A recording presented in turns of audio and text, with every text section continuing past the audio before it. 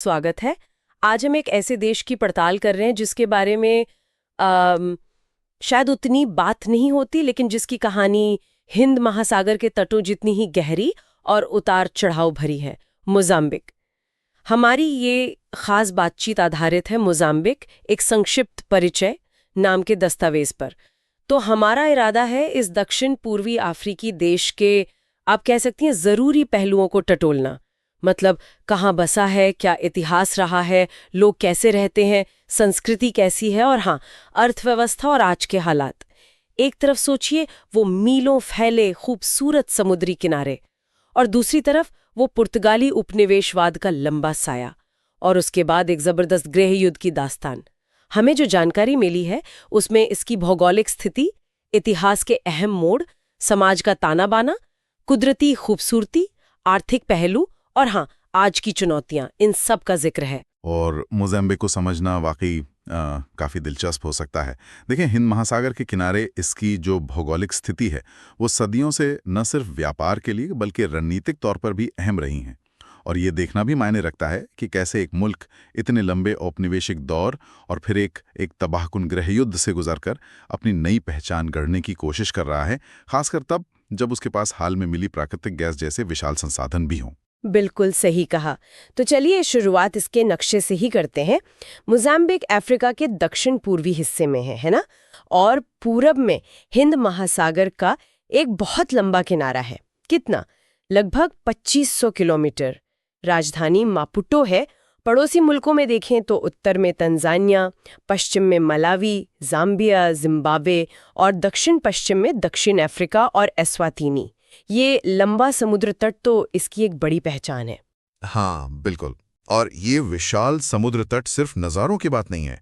अगर इतिहास में झांकें तो ये अरब सौदागरों के लिए एक अहम रास्ता था, जिससे इस इलाके पर उनका गहरा असर पड़ा। आज भी इसके बंदरगाह इस पूरे क्षेत्र के व्यापार के लिए ज़रूरी हैं। मछली पकड़ना यहाँ की अर्थव्यवस्था का एक अहम जरिया है। और पर्यटन की जो अपार संभावनाएं हैं वो भी इसी तट से जुड़ी हैं। लेकिन हाँ, यही लंबा और निचला तट इसे जलवायु परिवर्तन के खतरों जैसे समुद्री जल स्तर का बढ़ना और भयंकर बाढ़ के लिहाज से बेहद कमजोर भी बना देता है। तो ये इसकी खूबसूरती भी है और चुनौती भी। ये तो है। अच्छा, अब जरा इतिहास के पन्ने पलटते हैं। जानकारी के मुताबिक पुराने जमाने में खासकर किनारे के इलाकों पर अरब व्यापारियों का काफी असर था।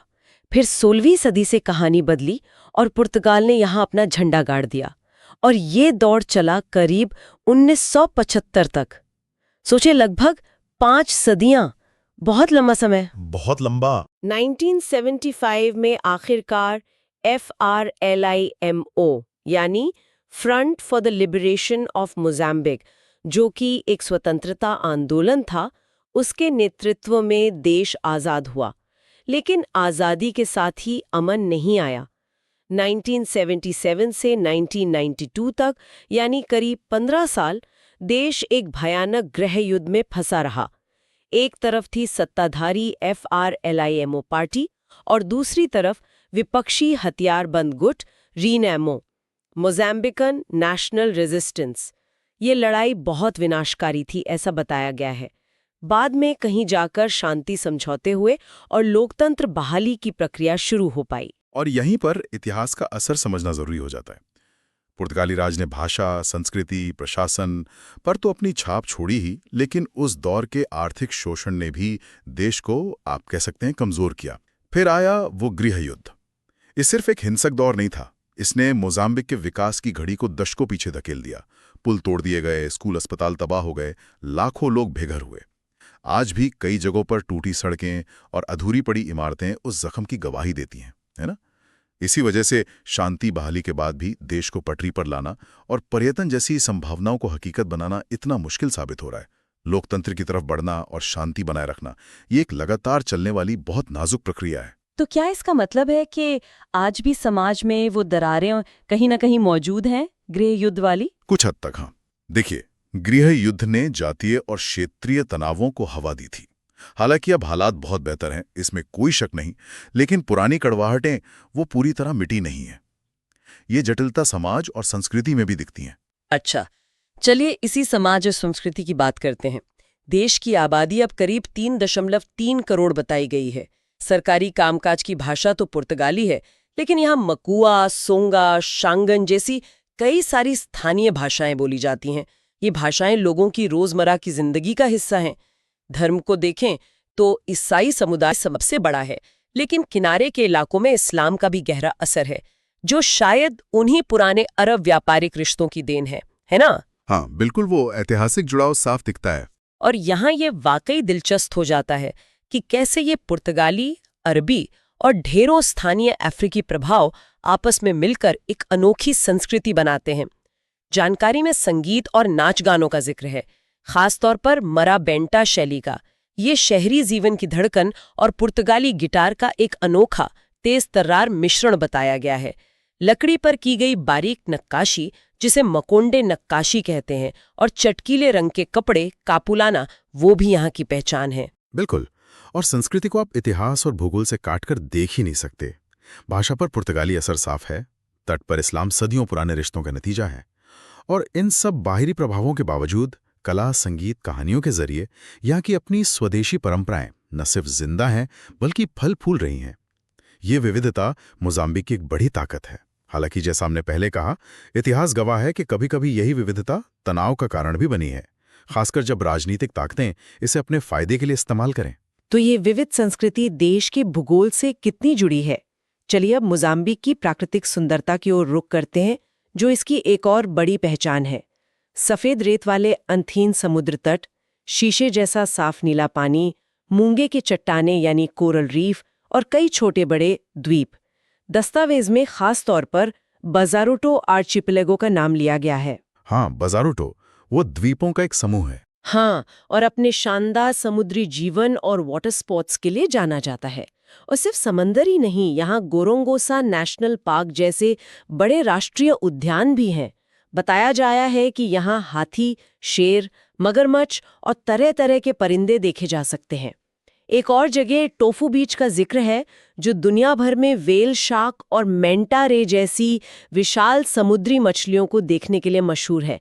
ये सब सुनकर तो लगता है कि पर्यटन यहाँ की अर्थव्यवस्था की रीढ़ होगा। देखिए, क्षमता तो निश्चित रूप से बहुत ज्यादा है, शायद अफ्रीका के सबसे बेहतरीन पर्यटन स्थलों में से एक बनने की। लेकिन असलियत थोड़ी पेचीदा है। पर्यटन अर्थव्यवस्था का एक अहम हिस्सा बन सकता है और बन भी रहा है, लेकिन ये अभी अपनी पूरी क्षमता तक नहीं पहुंचा है। चुनौतियां कई हैं, जैसा हमने पहले जिक्र किया, गृहयुद्ध में तबाह हुआ बुनियादी ढांचा, सड़कें, पुल, रहने की जगहें, वो अब भी पूरी तरह ठीक नहीं हुआ है, खासकर दूर-दराज के इलाकों में। भेष उत्तरी हिस्से काबो डेलगाडो प्रांत में हाल के सालों में जो असुरक्षा और हिंसा बढ़ी है, उसने भी पर्यटन पर बुरा असर डाला है। हाँ, ये तो सुना है। लेकिन उम्मीद की किरणें भी हैं। गोरोंगोसा नेशनल पार्क इसका एक बेहतरीन उदाहरण है। गृह युद्ध में ये पार्क लगभग पूरी तरह उजड़ गया था, जानवर मार दिए गए थे, लेकिन पिछले कुछ सालों में संरक्षण और पुनर्स्थापन के जबरदस्त प्रयासों से यहाँ वन्य जीवों की वापसी हुई है। ये अब न सिर्फ एक कामयाब नेशनल पार्क है, बल्कि इस बात का सबूत है कि तबाही के बाद भी प्रकृति और इंसान मिलकर चीजें ठीक कर सकते हैं। वाह, गोरोंगोसा की कहानी तो वाकई प्रेरणा देने वाली है। चलिए अब अर्थव्यवस्था पर नजर डालते हैं। जानकारी के मुताबिक मुख्य सहारे हैं खेतीबाड़ी, मछली पकड़ना, खनिज निकालना और थोड़ा बहुत पर्यटन। खेती में देखें तो काजू, गन्ना, कपास और मक्का जैसी फसलें अहम हैं। और खनिजों की बात करें तो यहाँ कोयला है, एल्यूमिनियम बनाने का प्लांट है, और सबसे बड़ी खबर, वो हाल में मिले प्राकृतिक गैस के विशाल भंडार। हाँ, दुनिया के सबसे बड़े भंडारों में से एक। लेकिन यहीं पर एक अजीब सी पहेली नजर आती है। एक तरफ देश कुदरती दौलत से मालामाल है, खासकर गैस मिलने के बाद तो बड़ी बड़ी उम्मीदें बन गई हैं। दूसरी तरफ वही जानकारी ये भी बताती है कि देश में गरीबी बहुत ज्यादा है, बेरोजगारी एक बड़ी समस्या है और स्वास्थ्य सेवाओं जैसी बुनियादी जरूरतें भी सब तक नहीं पहुंच पाती। ये विरोधाभास क्यों? ये एक बेहद अहम सवाल है और कई संसाधन संपन्न देशों की यही कहानी है। पहली बात तो ये कि अर्थव्यवस्था अब की बहुत हद तक खेती पर टिकी है, और खेती मॉनसून और मौसम के रहमो करम पर। अगर बारिश ठीक ना हो या बाढ़ आ जाए तो लाखों लोगों की रोजी रोटी पर असर पड़ता है। सही बात है। दूसरी बात, ये जो प्राकृतिक गैस मिली है, ये भविष्य के लिए एक बहुत बड़ा मौका है, इसमें कोई शक नहीं। लेकिन इसके साथ वो खतरा भी जुड़ा है जिसे अर्थशास्त्री रिसोर्स कर्ज या संसाधन अभिशाप कहते हैं। संसाधन अभिशाप, ये क्या होता है? मतलब जब किसी देश को अचानक बहुत ज्यादा खनिज दौलत मिल जाती है तो कई बार वो विकास की बजाय भ्रष्टाचार, असमानता और दूसरी दिक्कतों का शिकार हो जाता है। अगर हम इसे बड़ी तस्वीर में देखें तो सबसे बड़ी चुनौती यही है कि इस गैस से होने वाली कमाई का फायदा सिर्फ कुछ कंपनियों या नेताओं की जेब में ना जाए, बल्कि देश के आम लोगों तक पहुंचे। हाँ, मतलब स्कूलों, अस्पतालों, सड़कों पर खर्च हो। बिल्कुल, ताकि गरीबी कम हो, लोगों का जीवन बेहतर हो। ये एक बहुत बड़ा सवाल है कि इस विकास को समावेशी यानी सबको साथ लेकर चलने वाला कैसे बनाया जाए। तो आज की तस्वीर क्या है? दस्तावेज के हिसाब से देश धीरे धीरे शांति, पुनर्निर्माण और विकास की राह पर आगे बढ़ने की कोशिश कर रहा है। कुछ अच्छी चीजें भी हो रही हैं, जैसे राजनीतिक सुधारों की बातें, बाहर से निवेश आ रहा है और पर्यटन उद्योग भी धीरे धीरे रफ्तार पकड़ रहा था, कम से कम वो उत्तरी हिंसा से पहले। हाँ, कुछ सकारात्मक संकेत जरूर है। लेकिन जैसा आपने कहा, चुनौतियां भी कम नहीं हैं। एक बड़ी चिंता तो उत्तरी प्रांत, खासकर काबो डेलगाडो में चल रही हिंसा और उग्रवाद है। इसने हजारों जानें ली हैं और लाखों लोगों को बेघर किया है। और दूसरी बड़ी चुनौती है जलवायु परिवर्तन। हमने बाढ़ का जिक्र पहले किया था, लेकिन सूखा और समुद्री तूफान भी यहाँ बार बार तबाही मचाते हैं। हाँ, और इन चुनौतियों को उनके संदर्भ में समझना जरूरी है। काबो डेलगाडो की हिंसा सिर्फ एक कानून व्यवस्था की समस्या नहीं है, ये एक बहुत पेचीदा मामला है जिसके तार गरीबी, बेरोजगारी, जमीन और संसाधनों पर झगड़ों, स्थानीय लोगों की शिकायतों और शायद बाहरी ताकतों से भी जुड़े हैं। इसे सिर्फ ताकत से हल करना मुश्किल है। और जहां तक जलवायु परिवर्तन का सवाल है, मोजाम्बिक का लंबा निचला तट और कई इलाकों में पहले से कमजोर बुनियादी ढांचा, वही गृहयुद्ध की विरासत, इसे बाढ़ और चक्रवात जैसी कुदरती आफतों के सामने बेहद लाचार बना देती हैं। तो हाँ, शांति बहाली और आर्थिक विकास में कुछ प्रगति जरूर हुई है, लेकिन ये दोनों बड़ी चुनौतियां लगातार बनी हुई हैं और देश के भविष्य पर एक तरह से सवालिया निशान लगाती हैं। तो इस पूरी बातचीत का निचोड़ क्या निकालें? हमने मोजाम्बिक के शानदार तटों और रंगीन संस्कृति से शुरुआत की, फिर उसके मुश्किल इतिहास, गृह युद्ध के गहरे जख्मों और आज के जटिल चुनौतियों तक का सफर तय किया। जानकारी का निष्कर्ष भी कुछ ऐसा ही है। ये खूबसूरती, विविधता और संघर्ष की धरती है, लेकिन इसके पास आगे बढ़ने की जबरदस्त क्षमता भी है। बिल्कुल, मोजाम्बिक को हम एक तरह से उपनिवेशवाद के बाद राष्ट्र बनाने की जद्दोजहद, कुदरती दौलत को संभालने की मुश्किलों और इन सब के बीच टिके रहने वाले इंसानी जज्बे, जिसे जुझारूपन कहते हैं, कि एक जीती जागती मिसाल के तौर पर देख सकते हैं। ये कहानी दिखाती है कि शांति और विकास का रास्ता कितना लंबा, कितना उबड़-खाबड़ और कितने अप्रत्याशित मोड़ों से भरा हो सकता है। और जाते जाते अपने श्रोताओं के लिए एक सवाल छोड़ जाते हैं। जैसा हमने देखा, मोजाम्बिक को प्राकृतिक गैस के रूप में एक बड़ी दौलत हाथ लगी है, लेकिन साथ ही गरीबी और असमानता भी जमीनी हकीकत है। ये सोचने वाली बात है कि आने वाले वक्त में ये देश अपनी तरक्की की ऊंची उम्मीदों और अपने करोड़ों लोगों की बुनियादी जरूरतों के बीच तालमेल कैसे बिठाएगा।